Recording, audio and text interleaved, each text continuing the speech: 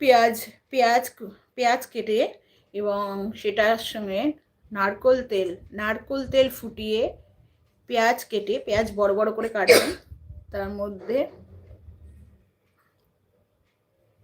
মেথি দেবেন আর জবা ফুল, এই তিনটে দিয়ে ভালো করে ফোটাবেন।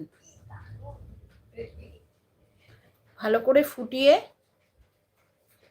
অ্যালোভেরা জেলও তার সঙ্গে দিতে পারেন, তাহলে চুলটা খুব সিল্কি হবে। তো সেই অ্যালোভেরা জেল, পেঁয়াজ, ছোট ছোট পেঁয়াজ একটু নিলে খুব বেশি ভালো হবে, হ্যাঁ সেটা দিয়ে, আর মেথি, তার সঙ্গে নারকেল তেল দেবেন, উত্তম প্যারাশুট উত্তমের যে তেল, সেই তেলটা দিয়ে ভালো করে ফোটাবেন। ভালো করে ফুটিয়ে সেটাকে মিক্সিতে পেস্ট করবেন। পেস্ট করার পরে তেলটা ভালো করে ফোটানোর পরে পেস্ট করে তার মধ্যে দিয়ে দেবেন, তেলের মধ্যে দিয়ে দেবেন, দিয়ে সেটাকে একটা একদম ছাঁকনি বা সাদা কাপড়ের মধ্যে ছেঁকে কাচের